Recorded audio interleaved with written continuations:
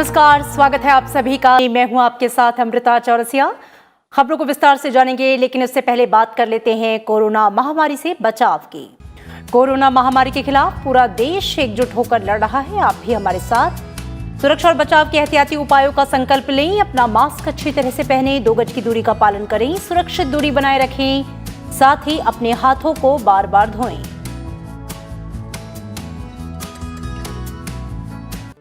राज्यसभा में आज भी कांग्रेस के नेतृत्व में विपक्षी सदस्यों ने पेट्रोलियम उत्पादों की कीमतों में वृद्धि को लेकर अवरोध पैदा किया।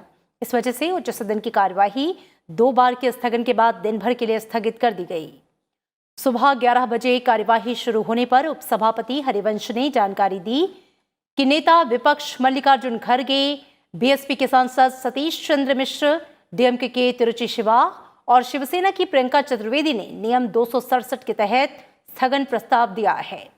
लेकिन राज्यसभा सभापति ने इस पर पहले ही फैसला दे दिया है और उनके फैसले को बदला नहीं जा सकता। उपसभापति ने यह भी कहा कि मंत्रालयों के काम पर चर्चा और वित्त विधेयक पर चर्चा के दौरान ईंधन की कीमतों के मुद्दे पर भी अपनी बात रखी जा सकती है। बीजेपी नेता भूपेंद्र यादव ने भी कहा कि इस मुद्दे पर सभापति का फैसला अंतिम है।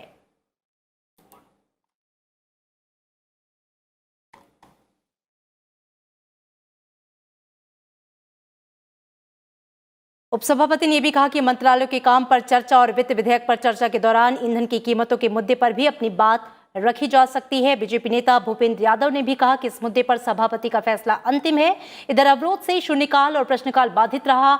आसन की तरफ से तमाम कोशिशों के बाद भी अवरोध जारी रहने पर सदन की कार्यवाही 2 बजे तक के लिए स्थगित कर दी गई। 267 में ये पॉइंट ऑफ ऑर्डर की बात कर रहे हैं, लेकिन इनको 258 भी पढ़ना चाहिए। एक बार चेयरमैन साहब की रूलिंग है तो सबके लिए फाइनल है, सदन को चलने दीजिए। लोकतंत्र में यही है, जब रूलिंग आ गई है 258 में, तो अब विपक्ष के द्वारा शोर मचाना कभी भी उचित नहीं कहा जा सकता। और 2 बार के स्थगन के बाद दोपहर 2 बजे बैठक शुरू होने पर उपसभापति हरिवंश ने मध्यस्थम और सुलह संशोधन विधेयक 2021 पर चर्चा शुरू करने की कोशिश की, लेकिन विपक्षी पेट्रोलियम उत्पादों की कीमतों में वृद्धि के मुद्दे पर चर्चा कराने पर अड़े रहे। सदन के नेता प्रतिपक्ष मल्लिकार्जुन खड़गे ने मूल्य वृद्धि मुद्दे पर तत्काल चर्चा कराने की जरूरत पर बल दिया। उपसभापति हरिवंश ने जोर दिया कि मौजूदा विधेयक अध्यादेश से संबंधित है और इस पर तत्काल चर्चा जरूरी है, लेकिन विपक्ष अपनी मांग पर अड़ा रहा। कुछ विपक्षी सदस्य आसन के करीब भी आ गए और नारेबाजी करने लगे। उपसभापति ने अवरोध पैदा कर रहे सदस्यों से शांत रहने और सदन को सुचारू रूप से चलने देने की बार बार अपील की, लेकिन इसका कोई असर नहीं होते देख उन्होंने बैठक दिन भर के लिए स्थगित कर दी।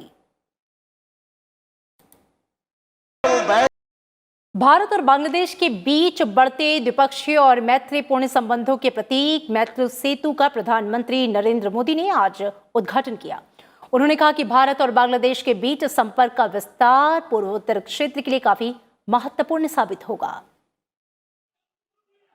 प्रधानमंत्री नरेंद्र मोदी ने वीडियो कॉन्फ्रेंस के माध्यम से भारत बांग्लादेश के बीच फेनी नदी पर बने मैत्री सेतु का उद्घाटन किया। 1.9 किलोमीटर लंबा पुल भारत के सबरूम को बांग्लादेश के रामगढ़ से जोड़ता है। इस मौके पर प्रधानमंत्री ने कहा कि इस सेतु से भारत के साथ साथ बांग्लादेश में भी संपर्क बेहतर होगा और आर्थिक अवसर बढ़ेंगे, साथ ही पर्यटन और व्यापार के लिए भी नए अवसर पैदा होंगे। ये कनेक्टिविटी बांग्लादेश के साथ हमारी मैत्री, हमारे व्यापार की भी मजबूत कड़ी सिद्ध हो रही है। साथियों, इस पूरे रीजन को पूर्वी, उत्तर पूर्वी भारत और बांग्लादेश के बीच एक प्रकार से ट्रेड कॉरिडोर के रूप में विकसित किया जा रहा है। आज भारत और बांग्लादेश की मैत्री और कनेक्टिविटी कितनी सशक्त हो रही है। भारत में ही नहीं, बांग्लादेश में भी इस सेतु से कनेक्टिविटी बेहतर होगी और इकोनॉमिक अपॉर्चुनिटी बढ़ेगी। कार्यक्रम में बांग्लादेश की प्रधानमंत्री शेख हसीना का रिकॉर्डेड वीडियो संदेश भी दिखाया गया। उन्होंने भारत बांग्लादेश संबंधों की मजबूती पर जोर दिया। कार्यक्रम के दौरान प्रधानमंत्री नरेंद्र मोदी ने त्रिपुरा में कई बुनियादी ढांचा परियोजनाओं का भी उद्घाटन और शिलान्यास किया। प्रधानमंत्री ने कहा कि त्रिपुरा की कनेक्टिविटी में बीते 3 वर्षों में तेजी से सुधार हुआ है। त्रिपुरा में हीरा वाला विकास हो, ऐसा डबल इंजन लगाएंगे। हीरा यानी हाईवेज, आईवेज, रेलवेज और एयरवेज। त्रिपुरा की कनेक्टिविटी के इंफ्रास्ट्रक्चर में बीते 3 साल में तेजी से सुधार हुआ है। एयरपोर्ट का काम हो या फिर समंदर के रास्ते त्रिपुरा को इंटरनेट से जोड़ने का काम हो, रेल लिंक हो, इनमें तेजी से काम हो रहा है। प्रधानमंत्री ने कहा कि त्रिपुरा पुरानी सरकार के 30 साल और डबल इंजन की 3 साल की सरकार में आए बदलाव को स्पष्ट अनुभव कर रहा है। प्रधानमंत्री ने कहा कि बीते 6 वर्षों में त्रिपुरा को केंद्र से मिलने वाली राशि में बड़ी वृद्धि की गई है। 2009 से 2014 के बीच केंद्र से त्रिपुरा को विकास परियोजनाओं के लिए 3500 करोड़ रुपए की मदद मिली थी, जबकि 2014 से 2019 के बीच त्रिपुरा को 12,000 करोड़ रुपए से अधिक की मदद दी गई है। प्रधानमंत्री नरेंद्र मोदी ने आज श्रीमद् भागवत गीता के श्लोकों पर 21 विद्वानों की व्याख्याओं के साथ पांडुलिपि के 11 खंडों का विमोचन किया। दिल्ली में लोक कल्याण मार्ग स्थित प्रधानमंत्री आवास पर आयोजित इस विमोचन समारोह में जम्मू कश्मीर के उपराज्यपाल मनोज सिन्हा और वरिष्ठ नेता कर्ण सिंह भी उपस्थित थे। इन पांडुलिपियों का प्रकाशन धर्मार्थ न्यास की ओर से किया गया है। पहली बार प्रसिद्ध भारतीय विद्वानों की प्रमुख व्याख्याओं को श्रीमद् भागवत गीता की व्यापक और तुलनात्मक समझ प्राप्त करने के लिए एक साथ लाया गया। इस मौके पर प्रधानमंत्री नरेंद्र मोदी ने कहा कि ये गीता ही है जिसने दुनिया को निस्वार्थ सेवा जैसे भारत के आदर्शों से परिचित कराया। गीता एक ऐसा ग्रंथ है जो पूरे विश्व के लिए है।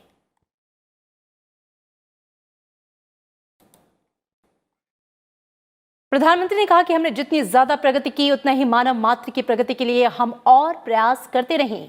हमारे यही संस्कार और यही इतिहास आज आत्मनिर्भर भारत के संकल्प के रूप में एक बार फिर जागृत हो रहा है।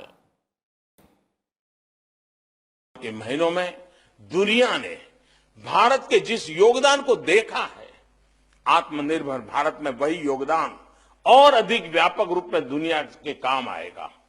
इस लक्ष्य को पूरा करने के लिए आज देश को गीता के कर्मयोग की जरूरत है।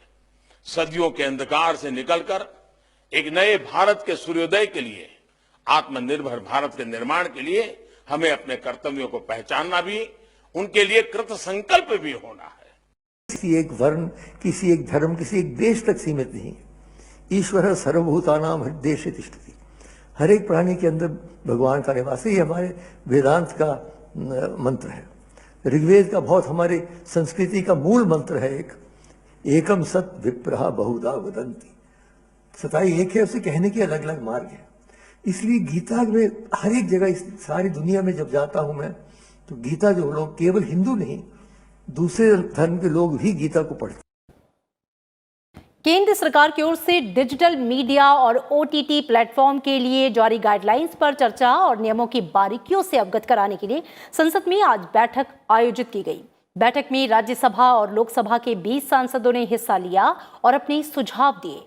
बैठक की अध्यक्षता करते हुए राज्यसभा सांसद सुशील कुमार मोदी ने कहा कि काफी समय से देश में मांग उठ रही थी कि इस विषय पर भी नियम बनना चाहिए और आपत्तिजनक कंटेंट पर लगाम लगनी चाहिए। बड़े पैमाने पर सोशल मीडिया और OTT प्लेटफॉर्म के दुरुपयोग को रोकने के लिए सरकार ने फरवरी में नई गाइडलाइन जारी की थी। और उत्तराखंड में पिछले 3 दिनों से जारी नेतृत्व परिवर्तन की चर्चाओं के बाद प्रदेश के मुख्यमंत्री त्रिवेंद्र सिंह रावत ने आज अपने पद से इस्तीफा दे दिया। मुख्यमंत्री त्रिवेंद्र सिंह रावत ने आज शाम राजभवन में राज्यपाल बेबी रानी मौर्य से मिलकर उन्हें अपना इस्तीफा सौंपा, जिन्होंने इसे स्वीकार कर लिया और नए मुख्यमंत्री के कार्यभार संभालने तक अपने पद पर बने रहने को कहा। इस्तीफा दिए जाने को लेकर त्रिवेंद्र सिंह रावत ने कहा कि यह पार्टी का सामूहिक फैसला है। देहरादून में कल सुबह 10 बजे बीजेपी के प्रदेश मुख्यालय में विधानमंडल दल की बैठक बुलाई गई है, जिसमें सभी विधायकों की मौजूदगी में नए नेता का चयन किया जाएगा। बीजेपी के राष्ट्रीय उपाध्यक्ष और छत्तीसगढ़ के पूर्व मुख्यमंत्री रमन सिंह केंद्रीय पर्यवेक्षक के रूप में बैठक में मौजूद रहेंगे। और अब बात विधानसभा चुनाव से जुड़ी खबरों की।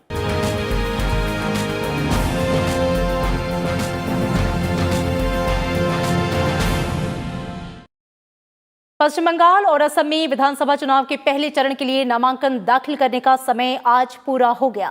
पश्चिम बंगाल में विधानसभा चुनाव के पहले चरण में 30 विधानसभा सीटों के लिए चुनाव होगा और इस महीने की 27 तारीख को 5 जिलों की इन 30 विधानसभा सीटों के लिए मतदान कराया जाएगा। इनमें बांकुरा में 4, पुरुलिया में 9, पश्चिमी मेदिनीपुर में 6, पूर्वी मेदिनीपुर में 7 और झारग्राम में 4 सीटें हैं। पहले चरण की 30 सीटों के लिए 100 से ज्यादा नामांकन पत्र भरे गए हैं। नामांकन पत्रों की जांच कल होगी और 12 मार्च तक नाम वापस लिए जा सकते हैं। राज्य में कुल 294 विधानसभा सीटों के लिए 27 मार्च से 29 अप्रैल तक 8 चरणों में चुनाव कराए जाएंगे और मतगणना 2 मई को होगी। असम में भी पहले चरण के चुनाव के लिए नामांकन पत्र दाखिल करने का आज अंतिम दिन था। असम में भी 27 मार्च को ही पहले चरण के लिए 47 सीटों पर मतदान होगा। राज्य के मुख्यमंत्री और बीजेपी के वरिष्ठ नेता सर्बानंद सोनोवाल ने आज माजुली से पर्चा भरा। उन्होंने ये दावा किया कि पिछले 5 साल के दौरान हुए विकास कार्यों के आधार पर बीजेपी के नेतृत्व में फिर से एनडीए सत्ता में वापस आएगी। कांग्रेस के वरिष्ठ नेता और पूर्व मंत्री रकीबुल हुसैन ने नौगांव जिले के सामागुड़ी सीट के लिए नामांकन पत्र भरा, जबकि कांग्रेस के मौजूदा सांसद नुरुल हुदा और असम गण परिषद के विधायक रेणुपोमा राजखोवा ने भी अपना नामांकन पत्र भरा। नामांकन पत्रों की जांच कल होगी और 12 मार्च तक नाम वापस लिए जा सकते हैं। असम में कुल 126 विधानसभा सीटों के लिए 27 मार्च से 6 अप्रैल तक 3 चरणों में विधानसभा चुनाव कराए जाएंगे। मतगणना 2 मई को होगी।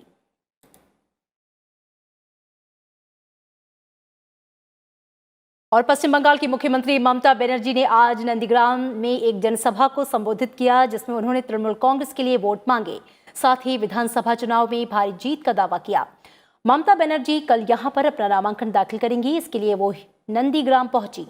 यहां उनका सीधा मुकाबला बीजेपी के सुवेंदु अधिकारी से है। ममता बनर्जी के नामांकन से पहले ही यहां पे जोर आजमाइश जो है वो शुरू हो गई है। बीजेपी ने पूरे इलाके को बैनर और पोस्टर से पाट दिया है।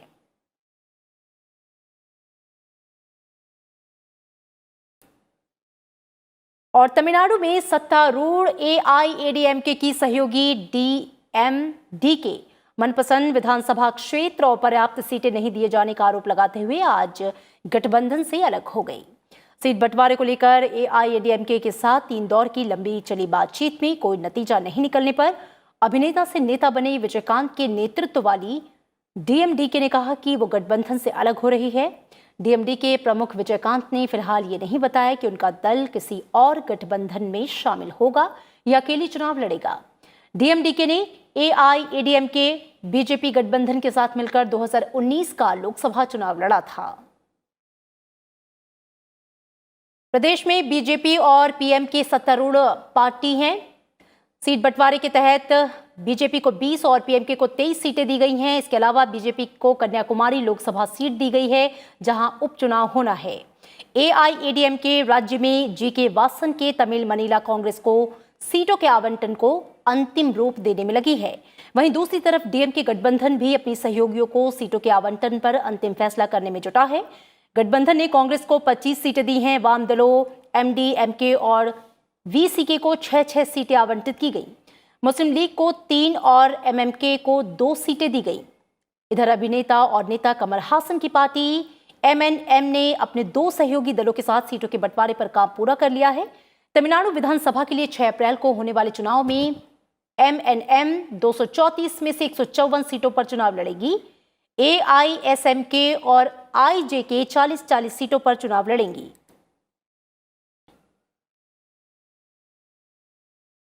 और पुदुचेरी विधानसभा चुनाव के लिए बीजेपी और एनआर कांग्रेस के बीच गठबंधन हो गया है। समझौते के तहत पुदुचेरी में एनआर कांग्रेस 16 सीटों पर अपने उम्मीदवार उतारेगी, जबकि बीजेपी और एआईएडीएमके बाकी की 14 सीटों पर चुनाव लड़ेंगे। दलों को दी गई सीटों की घोषणा बाद में की जाएगी। और कोविड-19 के मद्देनजर चुनावी राज्यों में गैर संपर्क अभियान की बढ़ती प्रासंगिकता को ध्यान में रखते हुए चुनाव आयोग ने राजनीतिक दलों के लिए टीवी विज्ञापन के प्रसारण का समय दोगुना करने का फैसला किया है। प्रसार भारती कॉरपोरेशन के साथ विचार विमर्श के बाद ये फैसला किया गया। इसके तहत पश्चिम बंगाल, असम, केरल, तमिलनाडु और पुदुचेरी में होने वाले आगामी विधानसभा चुनाव में सभी राष्ट्रीय और मान्यता प्राप्त राज्य स्तरीय दलों को दूरदर्शन और ऑल इंडिया रेडियो पर प्रसारण और टेलीकास्ट का दोगुना समय आवंटित किया जाए।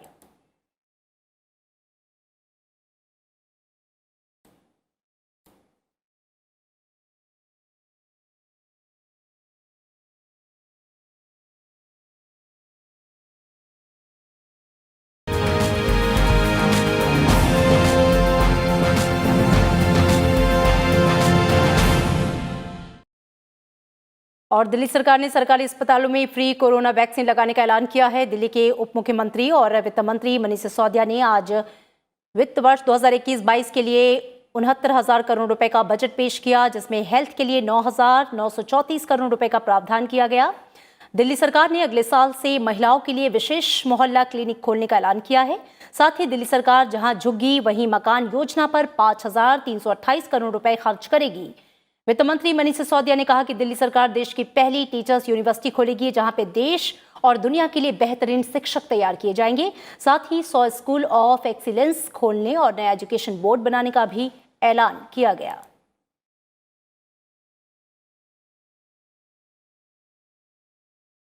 और कोलकाता में सोमवार शाम बहुमंजिला इमारत में लगी भीषण आग से जान गंवाने वालों के प्रति राष्ट्रपति, उपराष्ट्रपति और प्रधानमंत्री ने गहरा शोक जताया। हादसे में से 4 अग्निशमन कर्मियों सहित 9 व्यक्तियों की मौत हो गई। रेल मंत्री पीयूष गोयल ने आग लगने के कारणों का पता लगाने के लिए रेलवे समिति को जांच के आदेश दे दिए हैं। राष्ट्रपति रामनाथ कोविंद ने ट्वीट संदेश में हादसे में जान गंवाने वालों के प्रति संवेदना जताई है। साथ ही घायलों के जल्द स्वस्थ होने की कामना की। उपराष्ट्रपति ने भी हादसे पर गहरा दुख जताया। अपने ट्वीट संदेश में उन्होंने लिखा, कोलकाता स्थित पूर्वी रेलवे के मुख्यालय में हुए अग्निकांड में अग्निशमन दल और सुरक्षा बल के सदस्यों सहित हताहत नागरिकों के विषय में जानकर दुखी हूं। घायलों के शीघ्र स्वास्थ्य लाभ की प्रार्थना करता हूं। प्रधानमंत्री नरेंद्र मोदी ने कोलकाता में हादसे में हुए जानमाल के नुकसान पर गहरा दुख व्यक्त किया। ट्वीट संदेश में प्रधानमंत्री ने कहा, कोलकाता में हुई अग्नि त्रासदी के कारण हुए जानमाल के नुकसान से वो दुखी हैं। दुख की इस घड़ी में मेरी संवेदना शोक संतप्त परिवारों के साथ है। घायलों के अतिशीघ्र स्वस्थ होने की कामना करता हूं। प्रधानमंत्री ने इस दुर्घटना में मारे गए लोगों के निकट संबंधियों को प्रधानमंत्री राष्ट्रीय आपदा राहत कोष से 2-2 लाख रुपए की सहायता राशि देने की घोषणा की। प्रधानमंत्री कार्यालय ने कहा कि गंभीर रूप से घायल लोगों को 50-50 हजार रुपए दिए जाएंगे। वहीं राज्य सरकार ने मृतकों के परिवारों को 10-10 लाख रुपए की आर्थिक मदद का ऐलान किया है।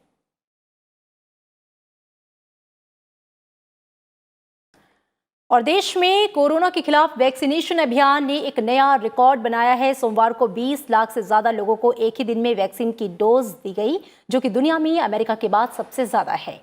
सोमवार को 17,15,000 से ज्यादा लोगों को वैक्सीनेशन का पहला डोज दिया गया, जबकि 3,04,000 से ज्यादा लोगों को वैक्सीन की दूसरी खुराक दी गई। देश में 16 जनवरी से 28 फरवरी तक करीब 1.43 करोड़ लोगों को वैक्सीन लगी है। इसके बाद से सीनियर सिटीजन्स को वैक्सीन की डोज देने की शुरुआत हुई। उसके बाद टीकाकरण की लगातार स्पीड बढ़ रही है। मार्च के पहले हफ्ते में ही 50 लाख से अधिक डोज दी गई। देश में अब तक 2.30 करोड़ से ज्यादा लोगों को वैक्सीन की डोज दी जा चुकी है। देश के 8 राज्यों में कोविड-19 के दैनिक मामलों में बढ़ोतरी जारी है और इन राज्यों में केंद्र की उच्च स्तरीय टीम कोरोना नियंत्रण और प्रबंधन में आने वाली चुनौतियों को दूर करने का प्रयास कर रही है। देश में फिलहाल 1,87,000 के करीब नए मामले सामने आए हैं। सोमवार को 15,388 नए मामलों की पुष्टि हुई और इस दौरान 16,000 से अधिक लोग स्वस्थ हुए। इसके साथ ही देश में अब तक 1,08,99,000 से ज्यादा लोग स्वस्थ हो चुके हैं।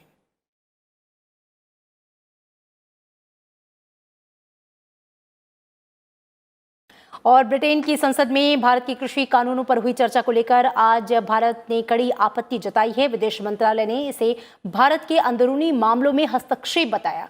विदेश सचिव हर्षवर्धन श्रृंगला ने इसे लेकर आज भारत में ब्रिटेन के उच्चायुक्त अलेक्जेंडर एलिस को तलब किया।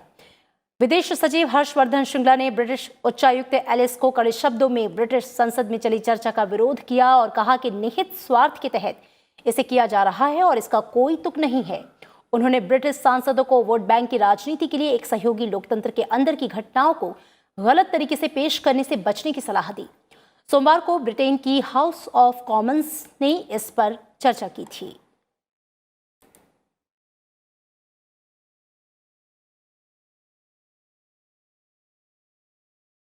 और फिलहाल खबरों में इतना ही।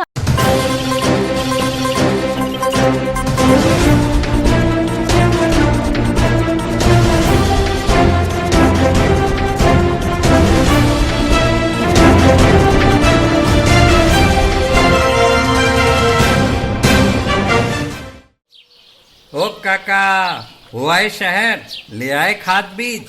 हाँ भाई, लेके तो आया हूँ, पर क्या कहूँ, महंगाई इतनी हो गई है कि समझ में नहीं आता है कि खेती करे कैसे। फसल भी अच्छी नहीं होती है, ये दवाइयाँ नहीं डालूँ तो कर्जा करके लाओ, कैसे भी लाओ, लाना तो पड़ेगा ही। और ये दवाई की दुकान का कर्जा तो ख़त्म होने का नाम नहीं लेता। लाना तो मुझे भी है, पर सब कुछ इतना महंगा है, कहाँ से लाऊं, किससे खरीदूं, किसके पास सही दामों में मिलेगा और क्वालिटी उत्पाद भी मिलेगा या नहीं। अपनी फसलों की सही दवाओं के लिए दूर दूर तक शहरों में जाना और दवाओं को लाना पड़ता है। फसलों के लिए दवाएं सही है या नहीं, ये जानकारी भी नहीं होती। फसलों की कटाई पर सही दाम मिलेंगे या नहीं, इन तमाम मुश्किलों से दूर होने के लिए आइए खेती बाड़ी केंद्र। खेती बाड़ी केंद्र एक ऑनलाइन सेवा केंद्र है जिससे आप अपने मोबाइल के द्वारा जुड़ सकते हैं, जहां आपको अपनी खेती के लिए सही प्रकार की दवाएं मिलेंगी, वो भी होलसेल मूल्य पर। वो सभी दवाएं सीधा निर्माता से लेकर आप तक पहुंचाते हैं, यानी कि बीच में होने वाले सारे खर्च की बचत आपकी जेब में। साथ ही साथ दवाओं को लाने और ले जाने की झंझट से भी छुटकारा। अपनी मुश्किलों को दूर करने के लिए आप खेती बाड़ी केंद्र पर एक मिस कॉल करें। खेती बाड़ी केंद्र का किसान मित्र आपसे तुरंत संपर्क करेगा और आपको सभी जरूरी जानकारी देगा। खेती बाड़ी केंद्र की फ्रेंचाइजी लेकर खेती बाड़ी मित्र बनिए और किसानों की सेवा कर देश की तरक्की में भागीदार बने। आज ही संपर्क करें नीचे दिए गए नंबर पर और खेती बाड़ी केंद्र से जुड़े। ये है खेती बाड़ी केंद्र ऐप। अच्छा, किसानों की सरदारी, उन्नत खेती बाड़ी। खेती बाड़ी केंद्र, देश के अन्नदाता की दुकान।